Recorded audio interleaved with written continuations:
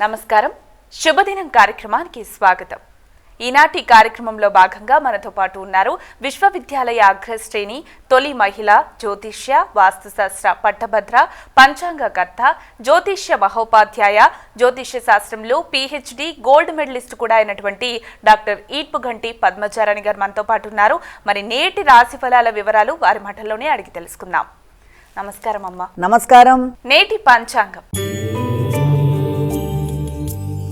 అమ్మ, మరి నేటి పంచాంగం వివరాలు తెలియజేస్తారా? 27/9/2025 శ్రీ విశ్వావసునామ సంవత్సరం దక్షిణాయనం ఆశ్వీజ మాసం శుక్లపక్షం శనివారం. సూర్యోదయం ఉదయం 5:47, సూర్యాస్తమయం సాయంత్రం 5:49, తిథి పంచమి మధ్యాహ్నం 12:03, నక్షత్రం అనురాధ రాత్రి తెల్లవారుజామున 1:08 వరకు, యోగాలు ప్రీతి రాత్రి 11:46 వరకు, కరణము బాలవ మధ్యాహ్నం 12:03 వరకు, అలాగే కౌలవ రాత్రి తెల్లవారుజామున 1:16 వరకు, రాహుకాలం ఉదయం 8:47 నుంచి 10:18 వరకు, గుళికాలం ఉదయం 5:47 నుంచి 7:17 వరకు, యమగండం మధ్యాహ్నం 1:18 నుంచి 2:49 వరకు, అభిజిత్ ముహూర్తం ఉదయం 11:24 నుంచి 12:12 వరకు, దుర్ముహూర్తం ఉదయం 5:47 నుంచి 6:35 వరకు, మరల ఉదయం 6:35 నుంచి 7:23 వరకు, అమృతకాలం మధ్యాహ్నం 1:26 నుంచి 3:14 వరకు.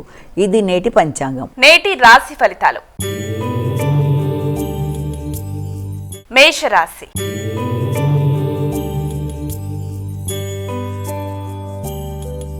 అమ్మ, మొదటి రాశి అయినటువంటి మేషరాశి వారికి ఈరోజు ఎలా ఉండబోతోంది?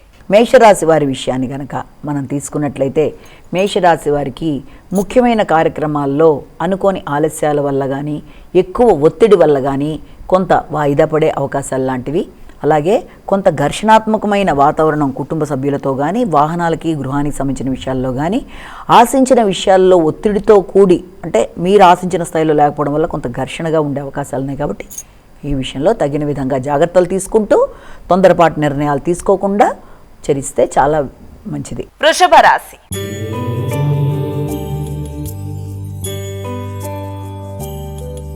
అమ్మాయిక తదుపరి రాశి అయినటువంటి వృషభ రాశి వారికి ఈరోజు ఎలా ఉండబోతోంది? వృషభ రాశి వారి విషయాన్ని తీసుకున్నట్లయితే వృషభ రాశి వారికి మీ మిత్రులతో, అలాగే మీ ముఖ్యులైన మీ సోదరులు ఆత్మీయులతో కలిసి ఈ రోజున చక్కగా సంఘంలో కొన్ని కొత్త కార్యక్రమాల్లో పాల్గొనడానికి ప్రయత్నం చేస్తారు. నూతన మైత్రి బంధాల కొరకు ఎదురు చూస్తారు. అలాగే ప్రయాణాల లాంటి వాటి కొరకు కూడా మీరు ఎక్కువ ఆలోచనలు చేసుకుంటూ ముందుకు వెళ్ళడానికి ఆస్కారం అనేది ఒకటి మనకు కనబడుతోంది.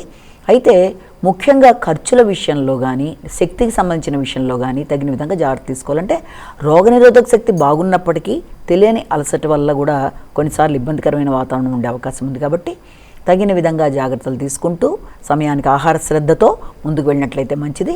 కొత్త ఉత్సాహంతో పనులు మొదలు పెట్టడానికి చేసే అవకాశాలు లాంటివి కూడా కనబడుతున్నాయి. మిథున రాశి.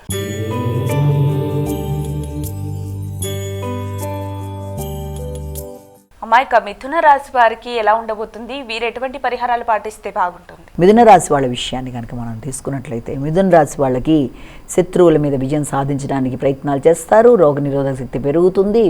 అలాగే నూతన విషయాల కొరకు మీరు ఎక్కువ శాతం దృష్టిని కేటాయిస్తారు. అంటే మీకు సంబంధించిన ధనం ఎక్కడన్నా ఉన్నట్లయితే అది రాబట్టుకోవడానికి చేసే ప్రయత్నాల్లో కొంత ఆటంకాలు లాంటివి ఎదురవుతున్నప్పటికీ కుటుంబ సభ్యులతో కానీ ఎవరితో కానీ మాట్లాడేటప్పుడు గౌరవం ఇచ్చి గౌరవం పెంచుకునే విధంగా ముందుకు వెళ్ళాలి. లేనట్లయితే కొంత మానసిక ఘర్షణ అనేది ఎదురయ్యే అవకాశం ఉంది. ఆర్థిక విషయాల్లో కానీ, కుటుంబ సంబంధాల్లో కానీ, మాటల విషయంలో కానీ తగిన విధంగా శ్రద్ధతో ముందుకు వెళ్ళాలి. కర్కాటక రాశి.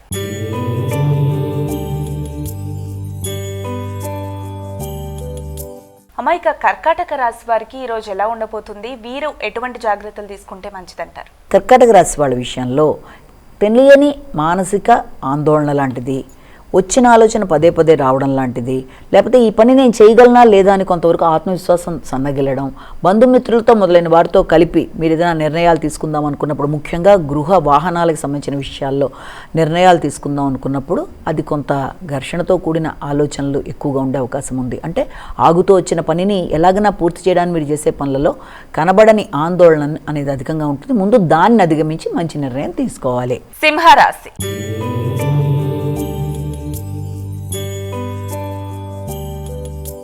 అమ్మాయిక సింహరాశి వారికి ఈరోజు ఎలా ఉండబోతుంది? వీరు ఎటువంటి జాగ్రత్తలు పాటించాలి? సింహరాశి వాళ్ళ విషయాన్ని కనుక తీసుకున్నట్లయితే సింహరాశి వారికి గృహ వాతావరణంలో కొంత అసౌకర్యం, వాహనాలకి గృహానికి సంబంధించిన విషయాల మీద పెట్టుబడులు కావచ్చు, లేకపోతే వాటి రిపేర్ల కొరకు కావచ్చు ఆలోచనలు, గృహంలో వ్యక్తులతో కొంత ఘర్షణాత్మకమైన వాతావరణం లాంటిది, ముఖ్యంగా తల్లి పెద్దలు మొదలైన వారి యొక్క ఆరోగ్యం మీద ప్రత్యేక ఆలోచనలు చేస్తారు. విద్యార్థులకు విద్యాపరమైన విషయాల మీద శ్రద్ధ చాలా వరకు తగ్గడం బట్టి కొంత డిస్ట్రాక్షన్స్ ఉంటాయి కనుక శ్రద్ధ, దాంతోపాటుగా ఆసక్తి పెంచుకుంటూ ముందుకు వెళ్ళే ప్రయత్నాలు లాంటివి చేయాలి. కన్యా రాశి.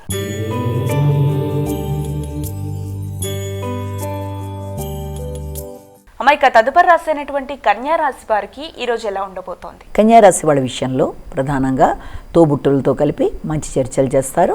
అలాగే ఏదైనా షాపింగ్ మొదలైన వాటి గురించి ఆలోచనలు అధికంగా ఉంటాయి.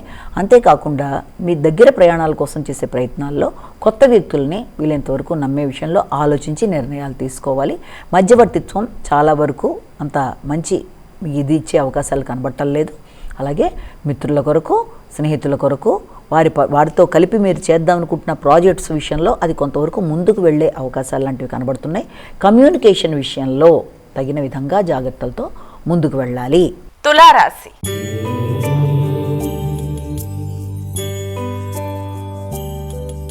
మైక తులారాశి వారికి ఈ రోజు ఎలా ఉండబోతోంది? తులారాశి వాళ్ళ విషయాన్ని కనుక మనం తీసుకున్నట్లయితే ముఖ్యంగా ఈ తులారాశి వాళ్ళకి కుటుంబ వ్యవహారాలు చాలా వరకు అనుకూలంగా ఉండే పరిస్థితులు ఉన్నప్పటికీ ఆర్థిక సంబంధమైన విషయాలలో కొంత ఘర్షణ అనేది ఉండే అవకాశం ఉంది. అంటే ఆర్థికమైనది కూడా వృత్తికి సంబంధించిన మీ ఆదాయం రావడం విషయంలో కానీ, లేకపోతే దాన్ని సమయానికి మీరు అందుకునే విషయంలో కానీ, ఇతరులు ఎవరన్నా మీకు ఆల్రెడీ దానికి సంబంధించిన వాగ్దానం చేసిన విషయంలో కానీ అది కొంత జాప్యం జరగడం వల్ల కూడా కొంత మానసిక విశ్రాంతి లేకపోవడం వల్ల కొంత ఘర్షణ అనేది ఉండే అవకాశం ఉంది. కాబట్టి వీలైనంతవరకు జాగ్రత్తలు తీసుకోవాలి. తొందరగా మీరు ఇతరులతో మాట్లాడేటప్పుడు ఒక మాట మాట్లాడకుండా, అంటే తొందరగా వారిని ఏమనకుండా జాగ్రత్తగా ఆలోచించి ముందుకు వెళ్ళాలి. కుటుంబ వాతావరణం, కుటుంబ సభ్యులతో మీ యొక్క మాట మంతి మొదలైన విషయాల్లో కొంత ఉద్వేగాలతో కూడిన అవకాశాలు లాంటివి కనబడుతున్నాయి. కాబట్టి తగిన జాగ్రత్తలు తీసుకోవాలి. ముఖ్యంగా వృత్తికి సంబంధించిన విషయాల మీద అధికంగా దృష్టిని కేటాయించడం వల్ల మీ కుటుంబ వ్యవహారాల్లో దృష్టి కొంతవరకు తగ్గడం వల్ల రెండింటిని మేనేజ్ చేయడంలో కొంత ఘర్షణ ఉండే అవకాశం ఉంది. కాబట్టి తగిన విధంగా జాగ్రత్తలతో ముందుకు వెళ్ళాలి. వృశ్చిక రాశి.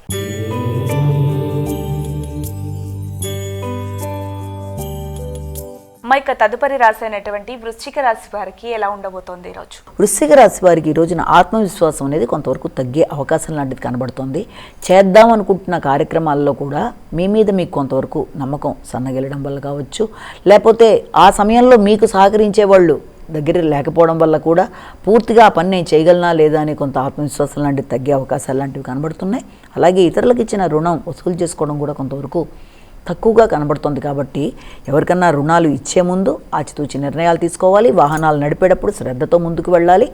ఆకస్మికంగా కార్యక్రమాల్లో ఆటంకాలు లాంటివి ఎదురవుతున్నప్పుడు ఆత్మవిశ్వాసం సన్నగిల్లకుండా జాగ్రత్తలతో ముందుకు వెళ్ళాలి. ధనస్సు రాశి.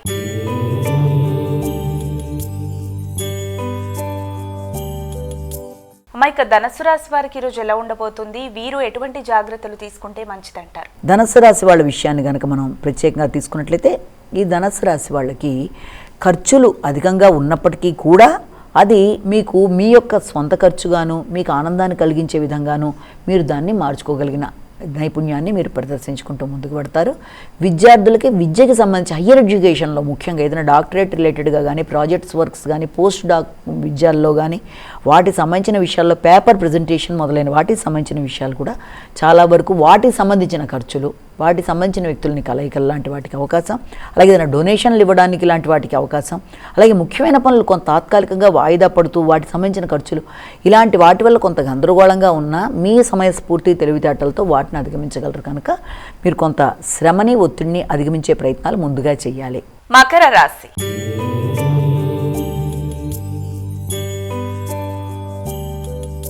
అమ్మాయిక తదుపరి రాశి అయినటువంటి మకర రాశి వారికి ఈ రోజు ఎలా ఉండబోతోంది? మకర రాశి వాళ్ళ విషయాన్ని కనుక మనం తీసుకున్నట్లయితే ఈ మకర రాశి వాళ్ళకి రావాల్సిన లాభాల విషయం కొంతవరకు అనుకూలంగా ఉంటుంది. చిన్ననాటి మిత్రులను కలుస్తారు, మంచి చర్చల్లో పాల్గొంటారు, సమావేశాల్లో పాల్గొంటారు. దూర ప్రదేశాల్లో ఉండే మీ యొక్క భాగస్వామి అంటే మీ వ్యాపార భాగస్వాములు కానీ, అంటే ఫారిన్ కంట్రీస్లో కనుక మీ వ్యాపారాన్ని విస్తరించి ఆల్రెడీ అక్కడ కనుక ఎవరన్నా దాన్ని చూసుకునే వాళ్ళంటే వాళ్ళతో ఈ రోజున మాట మంతి వాళ్ళతో కలిపి చర్చలు చేయడం ఇలాంటివి జరుగుతున్నా కూడా కొంతవరకు తెలియని అసంతృప్తి అనేది మాత్రం ఉండే అవకాశం ఉంది. అంటే మీరు ఆశించిన స్థాయిలో లాభాలు ఉండడం అనేది కొంత తక్కువగా ఉండడమో లేకపోతే మిశ్రమ ఫలితాలు ఇవ్వడం వల్ల కొంత ఘర్షణగా ఉంటుంది. దాన్ని అధిగమించే ప్రయత్నాలు ముందుగా చేయాలి. కుంభరాశి.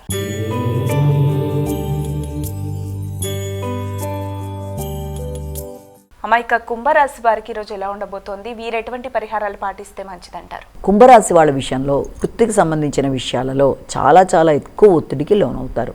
అధిక శ్రమతో అనుకున్న ఫలితాలు సాధించడానికి మీరు చేసే ప్రయత్నాలలో కూడా తెలియని ఆటంకాల వల్ల కొంత ఘర్షణ, పోటీలు, మీతో పాటు సమానంగా ఎవరన్నా ఇంకొక వ్యక్తి కూడా ఏదైనా ఇంటర్వ్యూకి అటెండ్ అయినప్పుడు వారికి అవకాశాలు లాంటివి వచ్చే అవకాశం, లేదా మీకు ఎవరన్నా పోటీదారులు అధికంగా ఉండడం బట్టి వారి మీద మీరు ఇది చేయడానికి చేసే ప్రయత్నాల్లో కొంత మిశ్రమ ఫలితాలు, వీటి వల్ల వృత్తి ప్రదేశాల్లో వృత్తి చేసే వ్యక్తులతో అంటే మీ యొక్క కొలీగ్స్తోనూ మీ పై అధికారులతోనూ మీరు ఏదైనా నిర్ణయాలు తీసుకునేటప్పుడు తొందరపాటు నిర్ణయాలు తీసుకోకుండా వారి సలహా సంప్రదింపులు తీసుకున్నప్పుడు నిదానంగా వ్యవహరించి అనుకున్న ఫలితాలు సాధించాలి.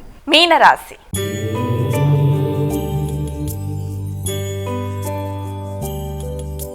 అమాయక చివరగా మీనరాశి వారికి ఈరోజు ఎలా ఉండబోతుంది? వీరు ఎటువంటి జాగ్రత్తలు పాటించాలి? ఎటువంటి పరిహారాలు పాటిస్తే మంచిదంటారు? మీనరాశి వాళ్ళకి ఉన్నత విద్య కొరకు చేసే ప్రయత్నాల్లో సామాన్య ఫలితాలు, తండ్రి యొక్క ఆరోగ్యం, ఆర్థిక విషయాలు, మీకు రావాల్సిన ధనం మొదలైన విషయాలు అవన్నీ కూడా మిశ్రమ ఫలితాలకి అవకాశం అనేది కనబడుతోంది. దైవభక్తి విషయంలో కానీ లేకపోతే ఆధ్యాత్మిక అభివృద్ధి విషయంలో కానీ ఉపాసనా బలం పెంచుకునే విషయంలో కానీ ఇవన్నీ కూడా మిశ్రమ ఫలితాలు ఇస్తూ ముందుకు వెళ్ళే అవకాశం ఉంది. అనవసరమైన డిస్ట్రాక్షన్స్ వల్ల కూడా చేద్దామనుకుంటున్న కార్యక్రమాలు ఆధ్యాత్మికమైనవి కావచ్చు, ఉపాసాన్ని పెంచుకునే విధానంలో కావచ్చు, ఏదో రకమైన అడ్డంకుల వల్ల కొంత మానసిక ప్రశాంతత తగ్గుతుంది. కాబట్టి ముందు పుణ్యబలాన్ని పెంచుకుంటూ శ్రీరామ జయ రామ జయ జయ రామ రామ శ్లోకాన్ని చేస్తూ ముందుకు వెళ్ళినట్లయితే ఆటంకాల్ని అధిగమిస్తూ సంతృప్తిని పెంచుకోగలుగుతారు. అమాయక ద్వాదశ రాశుల వారందరూ కూడా పాటించడానికి వీలుగా ఉన్నటువంటి పరిహారం ఏదైనా తెలియజేస్తారా? మేషరాశి నుంచి మీన రాశి వరకు 12 రాశుల వారికి కూడా ప్రతిరోజులాగే తమ వ్యక్తిగత దైవాన్ని ప్రార్థించుకుంటూ ముందుకు వెళ్ళడం అనేది ఒక విధానం అయితే, దాంతోపాటుగా మీకు అవకాశం కూడా ఉన్నట్లయితే, సమయం కూడా దొరికినట్లయితే తప్పనిసరిగా ఈ రోజున గోవిందనామాలు కానీ, అలాగే వెంకటేశ్వర స్వామికి సంబంధించిన అష్టోత్తరాలు కానీ, శతనామావళి కానీ, అలాగే వెంకటేశ్వర స్వామికి సంబంధించి అమ్మవారికి సంబంధించిన దేవాలయ సందర్శన, ఇవన్నీ కూడా చాలా వరకు చక్కటి ఫలితాలు ఇస్తాయి. కనుక అవకాశం ఉన్నట్లయితే ఆ విధానంలో ముందుకెడుతూ లేదా మీ ఇష్టదైవాన్ని ప్రార్థించుకుంటూ, ముఖ్యంగా కావాల్సింది శ్రద్ధ, భక్తి కాబట్టి ఆ విధంగా చేసుకుంటూ మానసిక ప్రశాంతతను పెంపొందించుకుంటూ ముందుకు వెళ్ళగలరు. నేటి వైశిష్ట్యం. అమ్మ, మరి ప్రతిరోజు ఆ రోజు యొక్క విశిష్టత గురించి చాలా చక్కగా చాలా వివరంగా తెలియజేస్తారు. మరి నేటి విశిష్టత ఏంటి? నేటి వైశిష్యంలో భాగంగా ఈ రోజున మనకి నవదుర్గలలో 6వ దుర్గగా కాత్యాయని దుర్గ గురించి ఈ రోజున మనం మాట్లాడుకుందాం. కాత్యాయని దుర్గ అవతారంలో అమ్మవారిని దేవ్యై కాత్యాయని నమః అని మనం అనుకుంటూ, తర్వాత అమ్మవారిని మనం అమ్మవారి యొక్క శక్తి, అమ్మవారి గురించి మాట్లాడుకునే ముందు అమ్మవారికి పాలక గ్రహంగా అమ్మవారు బృహస్పతి, అంటే దేనికి గురుడికి ఆవిడ ఇదిగా చెప్తారు, పాలక గ్రహంగా చెప్తారు. అలాగే అమ్మవారికి ఆజ్ఞాచక్రానికి సంబంధించి మనం చెప్పుకుంటాం కదా, సహస్రారం నుంచి మూలాధార చక్రం నుంచి సహస్రారం దాకా ఉండే చక్రాల్లో ఆజ్ఞాచక్రానికి ఆవిడ అనుసంధానించబడి అనుబంధంతో ఉండే వ్యక్తి. అలాగే మనకి గురుడికి సంబంధించిన పాలక గ్రహంగా ఆవిడికి మనం చెప్తాం. అయితే అమ్మవారి యొక్క రూపం, విశిష్టత, అలాగే అమ్మవారి యొక్క కథ మొదలైన విషయాలను కూడా మనం క్లుప్తంగా తెలుసుకోవడానికి ప్రయత్నం చేసినట్లయితే, అమ్మవారు కాత్యాయన మహర్షి ఇంట్లో ఆవిడ జన్మించటం జరిగింది. అయితే ఆవిడకి శక్తి ఇచ్చి ఆవిడకి ఏ రకంగానూ సప్తమి, అష్టమి, నవములలో అమ్మవారికి కాత్యాయన మహర్షి శక్తిని వసంగి ఆవిడ చక్కగా ఈ మహిషాసురుడితో తలపడ్డానికి అన్ని విధాల శక్తినిచ్చినట్టుగా చెప్తారు. అయితే ఈ అమ్మవారు చాలా విశేషమైన రూపంతో భయభ్రాంతులు కలిగేట్టుగా ఇతరులకి సింహవాహనం మీద ఉండి చాలా ధైర్యంగా, సాహసంగా పోరాటం చేసినట్టుగా ఆవిడ గురించి చెప్తారు. అయితే ఆవిడ గురించి మొదటగా మనం తీసుకున్నట్లయితే ఆవిడకి సంబంధించి యజుర్వేదంలో త్రైత్రీయంలోనూ ఆవిడ గురించి మొదటగా చెప్పబడింది. అలాగే అమరకోశంలో కూడా ఆవిడ గురించి చెప్పబడింది. అలాగే కాళికా పురాణంలో కూడా జగన్నాథుడి గురించి ఒరిస్సాలో చెప్పినట్టే ఆవిడ కూడా అక్కడ ప్రధానంగా కాత్యాయనిదేవి పీఠంగా చెప్తారు, అది కూడా మనకి ప్రధానంగా చెప్తారు. అలాగే పతంజలి యోగ భాష్యంలో కూడా అమ్మవారి ప్రస్తావన వచ్చినట్టుగా కూడా చెప్తారు. అలాగే స్కంద పురాణంలోనూ మార్కండేయ పురాణంలోనూ అనేక చోట్ల అమ్మవారి యొక్క ప్రస్తావన విశిష్టంగా చెప్పడం జరిగింది. అయితే ఈ అమ్మవారిని పూజించడం బట్టి వ్యక్తికి లభ్యమయ్యేవి ఏంటి అన్న విషయాన్ని కనుక చూసినట్లయితే, అమ్మవారిని భాగవత పురాణం ప్రకారం కూడా గోపికలందరూ కూడా కృష్ణుణ్ణి భర్తగా పొందడానికి వారందరూ ఏం చేశారు, అక్కడ ఈ రకంగా అమ్మవారికి సంబంధించి పూజా కార్యక్రమాలు చేసి యమునా నది దగ్గర నైవేద్యాలు లాంటివి పెట్టి పుష్పాలతోనూ గంధ పుష్పాలతో అమ్మవారిని పూజించి ఉపవాసాది కార్యక్రమాలు చేశారు అన్నట్టుగా చెప్పబడింది. అంటే ఈ అమ్మవారి యొక్క విశిష్టత ఏంటంటే, ఎవరికన్నా వైవాహికపరమైన సమస్యలు కానీ, వివాహం కావడం ఆలస్యం అవుతున్నా కానీ, తగిన వరుడు లభ్యమవడంలో కానీ, లేకపోతే భాగస్వామి వ్యవహారాల్లో జీవిత భాగస్వామితో ఏదైనా అపార్థాలు అపోహలు లాంటివి ఉన్నా, ఇలాంటి సమస్యలు ఉండే వాళ్ళందరూ కూడా అమ్మవారిని ఆరాధించడం బట్టి, ముఖ్యంగా ఈ యొక్క నవరాత్రుల సమయంలోనే కాకుండా మామూలు కూడా కాత్యాయని దేవిని ఆరాధించడం, కాత్యాయని వ్రతం లాంటిది ఆచరించడం మొదలైన వాటి వల్ల సమస్యల్ని అధిగమించవచ్చు అన్నట్టుగా కూడా అమ్మవారి గురించి చెప్పడం జరుగుతుందన్నమాట. అంతేకాకుండా అమ్మవారి గురించి మళ్ళీ ఏం చెప్పాం మనం, ఆవిడ ఆజ్ఞాచక్రానికి ఆధిపత్యం, అంటే ఆజ్ఞాచక్రానికి సంబంధించి అనుసంధానించబడి ఉంటారు కాబట్టి, ఆజ్ఞాచక్రం దేన్ని సూచిస్తుంది, ఏకాగ్రత. ఒక వ్యక్తి అన్ని విధాలా జీవితంలో పైకి రావడానికి మొట్టమొదట కావాల్సింది ఏంటంటే చేసే పని మీద సరైన దృష్టి ఉండడం.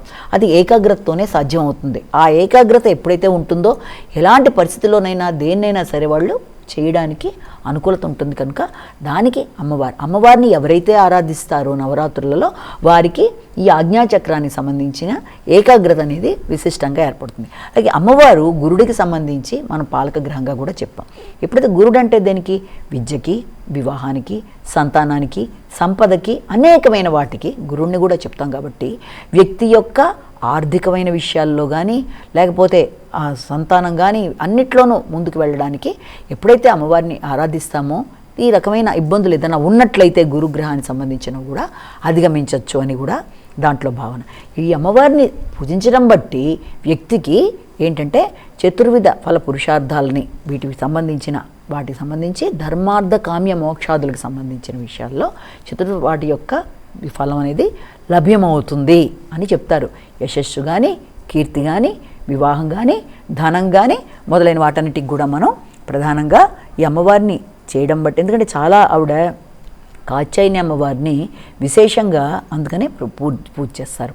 అయితే ఈ అమ్మవారికి సంబంధించిన దేవాలయాలు ఎక్కడున్నాయని చూస్తే, అమ్మవారికి సంబంధించిన దేవాలయం వారణాసిలో కూడా ఉంది. మర్యాగఢ్ దగ్గర అమ్మవారి యొక్క ఆలయం ఒకటి ఉంది. అది మాత్రమే కాకుండా ఈ అమ్మవారికి సంబంధించింది మనకి కర్ణాటకలో కూడా ఒక మంచి దేవాలయం అనేది ఉండడం అనేది జరిగింది. ముఖ్యంగా ఢిల్లీలో ఛత్రాపూర్ రైల్వే స్టేషన్ 1 కిలోమీటర్ల దూరంలో చాలా అతి పెద్దదైన దేవాలయ సముదాయం అనేది ఒకటి ఉంది. అందులో అమ్మవారికి సంబంధించి చాలా విశేషమైన దేవాలయం. నవరాత్రుల్లో 2 కళ్ళు చాలు అంత చక్కగా అలంకరించి అమ్మవారికి సంబంధించి చేస్తారు. ఇది మాత్రమే కాకుండా బృందావనంలో అమ్మవారికి సంబంధించి కాత్యాయని పీఠం అని చెప్పి కూడా ఒకటి ఉంది. ఎందుకంటే అంత విశేషంగా అమ్మవారిని ఆరాధిస్తారు. వివాహం కొరకు కావచ్చు, అభివృద్ధి కొరకు కావచ్చు, అన్ని విధాల అమ్మవారిని ఇది చేస్తారని మనం ఇక్కడ తెలుసుకోవాలి. అలాగే అమ్మవారికి సంబంధించిన స్తుతిని కూడా మనం తెలుసుకోవడానికి ప్రయత్నం చేస్తే, యాదేవి సర్వభూతేషు కాత్యాయన్ రూపేణ సంస్థత నమస్తస్మై నమస్తస్మై నమస్తస్మై నమో నమః అని అమ్మవారిని పూజిస్తారు. అయితే ఇప్పుడు ఈ నవరాత్రులలో అమ్మవారి యొక్క రూపాన్ని కనుక మనం ఎలాగ అలంకారం చేస్తారు అంటే 11 రోజులు 11 అవతారాల్లో చెప్తున్నప్పుడు ఈ రోజున అమ్మవారిని అక్కడ ఎలాగ ఏ రూపంలో చేస్తారంటే లలితా త్రిపుర సుందరి రూపంలో అమ్మవారిని ఇది చేసుకోవడం అనేది అక్కడ మనకి జరుగుతుంది. అంతేకాకుండా అమ్మవారికి ఈ రోజున ఆకుపచ్చ రంగు వస్త్రము చీర ధరింపచేస్తారు ఆ అలంకారంలో. దాంతోపాటుగా ఇంకా అమ్మవారిని కనుక ఈ రోజున పులిహార నైవేద్యంలో దాంతోపాటు పెసరబూరెలు మొదలైనవి అమ్మవారికి నైవేద్యంగా సమర్పిస్తారు. ఇది అమ్మవారి యొక్క అలంకార విశేషాలు. ఇప్పుడు మనం మాట్లాడుకుంది నవదుర్గల్లో కాత్యాయని దేవి గురించి. అమ్మవారి అలంకారంలో లలితా త్రిపుర సుందరి రూపంలో ఇది చెప్పారు. అయితే మనం ఎప్పట్లాగే చెప్పుకునే ఒకానొక శక్తిపీఠం ఇవాళ చెప్పుకునేది ఏంటంటే, ఈ రోజున చెప్పుకునే శక్తిపీఠం ఏంటి అంటే, మామూలుగా అష్టాదశ శక్తిపీఠాల్లో మామూలుగా అవి ఎన్నున్నా మనకి శంకరాచార్యుడు చెప్పిన ఈ యొక్క అష్టాదశ శక్తిపీఠాల్లో మనం ఇప్పుడు చెప్పుకునేది 2వ శక్తిపీఠం. అంటే కంచి గురించి ఇప్పుడు మనం మాట్లాడుకుందాం. కంచి కామాక్షమ్మ అంటే అందరికీ తెలిసిందే. కంచిలో ఉన్న కామాక్షీదేవి అమ్మవారి గురించి మనం కరుణా కటాక్షాలు ఒసగే కంచి కామాక్షమ్మ యొక్క శక్తిపీఠం 2వ శక్తిపీఠం. అంతేకాకుండా అది ఎక్కడుంది, దాని విశేషాలు ఏంటన్నవి కొంత క్లుప్తంగా తెలుసుకోవడానికి చేసే ప్రయత్నాల్లో మొట్టమొదటి ఇది ఎక్కడుందంటే మనకి అది తమిళనాడులో చెన్నై దగ్గర మనకి కాంచీపురం అని చెప్పి వస్తుంది, కొంచెం దూరంలోనే. ఆ కాంచీపురమే కంచిగా చెప్తాము. కంచి అంటే వడ్డాణం కింద దాని అర్థంగా చెప్తారనమాట. అక్కడ అమ్మవారు యొక్క దేవాలయం అత్యద్భుతంగా 4 ఎకరాల్లో 5 గోపురాలతో చాలా పెద్దది విశిష్టమైన దేవాలయ రూపంలో అమ్మవారి అక్కడ అలరారుతూ ఉంటుంది. అక్కడ అమ్మవారి యొక్క రూపాన్ని మనం చాలా చక్కగా చూడొచ్చు. అయితే అక్కడ అమ్మవారిని ఇంతకుముందు కూడా ఈ యొక్క ప్రదేశాన్ని లలితా కామకోటి నాయక ప్రదేశంగాని ఒకటనేవాళ్ళు, లలితా క్షేత్రంగా అమ్మవారిని ఎక్కువగా ఆరాధిస్తారు. అంటే ఆవిడ రూపం ఆ రకమైన రూపంలో ఆవిడ ఉంటుందన్నమాట. భండకాసురుణ్ణి ఆవిడ వధించిన తర్వాత అక్కడికి ఆవిడ వెళ్ళిపోయి ఆ రూపంలో ఉంది, త్రిపుర సుందరి రూపంలో ఆవిడ ఉన్నట్టుగా.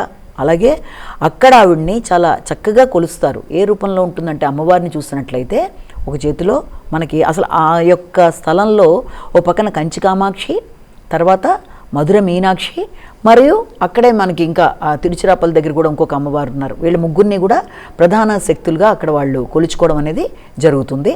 అంత చక్కగా వాళ్ళందరూ కూడా అమ్మవారిని కీర్తించడం. అయితే ఈ శక్తిపీఠం ఇక్కడ ఎన్నోదిగా మనకు వచ్చిందని చూసినట్లయితే అష్టాదశ శక్తిపీఠాల్లో 2వ శక్తిపీఠంగా కంచిని చెప్తాము. ఆ 2వ శక్తిపీఠంలో కూడా ఆవిడ నాభి ప్రదేశం పడింది కనుక దీన్ని విశిష్టమైన శక్తిపీఠంగానే చెప్తారు. అలాగే ఇక్కడ శ్రీచక్రం అనేది కూడా చాలా విశిష్టత, శంకరాచార్యులు వారు ఇది చేసిన ఇది కూడా అక్కడ ఉంటుంది. అలాగే అమ్మవారి యొక్క దేవాలయంలో అమ్మవారి ముందుగా వాళ్ళకి బంగారు విగ్రహ రూపంలో అమ్మవారు ఓ చేతిలో చిలక, ఓ చేతిలో ఇదిగా ఆవిడ వాళ్ళకి లభ్యమైనట్టుగాను, తర్వాత పంచలోహాలతో తయారు చేసినట్టుగాను దాని గురించిన కథలు ఉన్నప్పటికీ ప్రధానంగా ఏంటంటే బండకాసురుని ఆవిడ వధించిన తర్వాత అక్కడికి వచ్చి ఆవిడ విశ్రాంతిగా అక్కడ ఆవిడ నెలవై ఉన్నట్టుగా త్రిపుర పురాణంలో కానీ లేకపోతే మనకి అనేక పురాణాల్లో అమ్మవారికి సంబంధించిన విషయాల్లో ఆవిడ అక్కడ ఎందుకుంది అన్న విషయాలకు సంబంధించినవన్నీ అక్కడ మనకి వివరంగా ఉంటాయి. అంతేకాకుండా అమ్మవారికి ఎప్పుడు కూడా ఈవిడికి కానీ అలాగే మధుర మీనాక్షి అమ్మవారికి కానీ చిలక ఎప్పుడు కూడా చేతిలో ఉంటుందన్నమాట. ఒక చేతిలో మామూలుగా ఈవిడ రూపం చూసినట్లయితే లలితాదేవి యొక్క రూపం మనకి ఓ చేతిలో చెరుకుగడ, ఓ చేతిలో చిలుక, ఒక చేతిలో వచ్చేటప్పటికి అంకుశం, ఓ చేతిలో మనకి చెరుకుగడలాగా ఇవన్నీ కూడా ఆవిడ పట్టుకున్నట్టుగా ఉంటుంది. ఆవిడ ఇక్కడ ఏంటంటే ప్రత్యేకత ఈ టెంపుల్లో మనం చూస్తే పద్మాసనంలో కూర్చుని ఉంటుంది, యోగ భంగిమలో కూర్చుని ఉంటున్నాడు. జనరల్గా చూస్తే అమ్మవారు నిలబడున్న విగ్రహాలే చూస్తాం, ఎక్కడా కూడా ఇలా లేకుండా చక్కగా పద్మాసనంలో యోగ రూపంలో ఉన్నట్టుగాను ఆవిడికి ఎదురుగుండానే ఆవిడికి శ్రీచక్రాన్ని ఆవిడ ఉగ్ర రూపాన్ని ఇది చేయడానికి మనకి శంకరాచార్యుల వారు నెలకొల్పినట్టుగాను ఇలాగా చాలా స్థల పురాణంలో విషయాలు చెప్తారు. రాక్షసుడు సంహారం అనంతరం అమ్మవారు అక్కడ ఆగినట్టుగాను, అలాగే ఆవిడ సంబంధించి ఎదురుగుండానే ఆవిడ దేవాలయంలో ఎదురుగుండా తీసుకున్నట్లయితే అరూపలక్ష్మి, స్వరూపలక్ష్మి, గాయత్రీదేవి రకరకాల ఇవన్నీ ఉన్నట్టుగా కూడా ఇవన్నీ చెప్తారు. ఇది చాలా పెద్ద పురాణం అయినప్పటికీ కొంతవరకు క్లుప్తంగా మనం చెప్పుకున్నాం. అయితే ఫైనల్గా ఏంటి అంటే ఇక్కడ ఈ అమ్మవారిని దర్శించడం బట్టి వ్యక్తులకి అన్ని విధాల ఆవిడ కరుణా కటాక్షాలు అలాగే ఆధ్యాత్మిక వృద్ధి అన్ని విధాలుగాను అనుకూలత అనేది ఏర్పడుతుందని మనం ఇక్కడ గమనించవచ్చు. నమస్కారం. మరి వీక్షించారుగా ఇది ఇవాల్టి శుభదినం కార్యక్రమం. రేపటి కార్యక్రమంలో మళ్ళీ కలుద్దాం. అంతవరకు సెలవు. నమస్కారం.